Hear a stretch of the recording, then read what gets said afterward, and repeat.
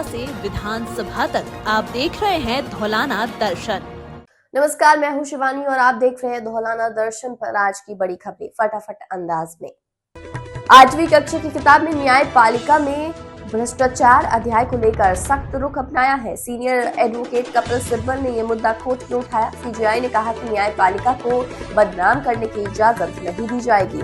उन्होंने इसे पूरे जुडिशियल संस्थान के लिए चिंता का विषय बताया और कहा कि वो इस मामले में खुद संज्ञान लेकर कार्रवाई करेंगे। नस्लीय टिप्पणी मामला, पति पत्नी गिरफ्तार। अरुणाचल प्रदेश की 3 महिलाओं पर नस्लीय टिप्पणी करने के मामले में दिल्ली पुलिस ने रूबी जैन और हर्ष सिंह को गिरफ्तार कर लिया है। दोनों पर SC/ST एक्ट के तहत कार्यवाही हुई है और 14 दिन की न्यायिक हिरासत में भेजा गया है।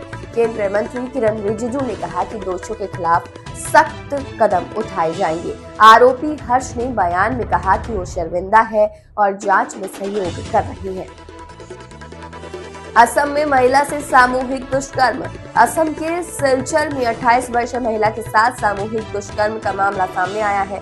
महिला अपने परिचित के साथ कार में थी, तभी कुछ लोगों ने हमला किया। घटना के बाद महिला से 10,000 रुपए ट्रांसफर कराए जाने का आरोप है। पुलिस ने 2 आरोपियों को गिरफ्तार कर लिया है, जबकि अन्य की तलाश जारी है। मामले की जांच तेज कर दी गई है।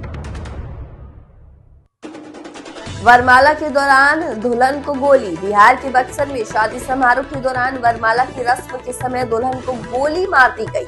आरोपी युवक नकाब पहनकर शादी में घुसा और स्टेज के पास फायरिंग कर फरार हो गया।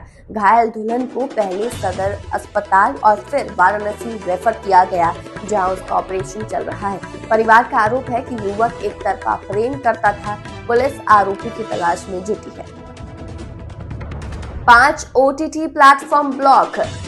केंद्र सरकार के सूचना एवं प्रसारण मंत्रालय ने अश्लील और आपत्तिजनक कंटेंट के आरोप में 5 OTT प्लेटफॉर्म ब्लॉक कर दिए हैं। मंत्रालय के अनुसार प्लेटफॉर्म IT एक्ट और अन्य कानूनों का उल्लंघन कर रहे थे। इससे पहले भी जुलाई में 25 प्लेटफॉर्म्स पर प्रतिबंध लगाया गया था, जिसमें उलू और ऑल्ट शामिल थे। सरकार ने साफ किया कि डिजिटल स्पेस में नियमों का पालन जरूरी है। भारत बना रहा बेबी ब्रह्मोस। भविष्य की लंबी और हाई डेंसिटी जंग की तैयारी में भारत अब कम लागत वाले लेकिन सटीक हथियारों पर फोकस कर रहा है। बेबी ब्रह्मोस के नाम से चर्चित ये मिनी मॉडल रणनीति का हिस्सा है। सेना प्रमुख उपेंद्र द्विवेदी ने कहा कि किफायती और हाईटेक हथियार लंबी लड़ाई में निर्णायक साबित होंगे। पिनाका रॉकेट सिस्टम के नए प्रशिक्षण को भी इसी दिशा में अहम कदम माना जा रहा है। रावण की 60 साल पुरानी प्रतिमा पर विवाद। मध्य प्रदेश के रीवा जिले के थ्योनथर में करीब 60 साल पुरानी रावण की प्रतिमा को लेकर विवाद गहरा गया है। एक पक्ष इसे अशुभ मानकर हटाने की मांग कर रहा है, जबकि दूसरा पक्ष इसे विधता का प्रतीक बताकर विरोध कर रहा है। सोशल मीडिया पर अफवाहें फैलाने के बाद 2 गुट आमने सामने आ गए। प्रशासन स्थिति पर नजर बनाए हुए है। योगी पहली बार जापान पहुंचे। उत्तर प्रदेश के मुख्यमंत्री योगी आदित्यनाथ पहली बार जापान पहुंचे। टोक्यो में यूपी इन्वेस्टमेंट रोड शो में उन्होंने निवेशकों को यूपी में निवेश का न्योता दिया। उन्होंने कहा कि यूपी में जितनी चुनौतियां हैं उतनी ही संभावनाएं भी हैं। उन्होंने दावा किया कि राज्य की अर्थव्यवस्था और प्रति व्यक्ति आय 3 गुना बढ़ी है और यूपी अब देश की अर्थव्यवस्था का इंजन बन चुका है। शिखर धवन केस में बड़ा फैसला। पूर्व क्रिकेटर शिखर धवन की पूर्व पत्नी आयशा मुखर्जी को 5.7 करोड़ रुपए लौटाने का आदेश दिया गया है। दिल्ली की फैमिली कोर्ट ने कहा कि ऑस्ट्रेलियाई अदालत का प्रॉपर्टी सेटलमेंट फैसला भारत में लागू नहीं होगा। कोर्ट के अनुसार भारतीय कानून के तहत ये रकम वापस करनी होगी। साथ ही 16.9 करोड़ रुपए की अतिरिक्त मांग को भी खारिज कर दिया गया है।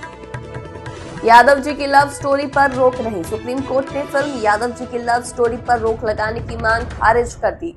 जस्टिस BV नागरत्ना और जस्टिस उज्जवल भुइया की बेंच ने कहा कि फिल्म के नाम से किसी समुदाय की छवि खराब नहीं होती।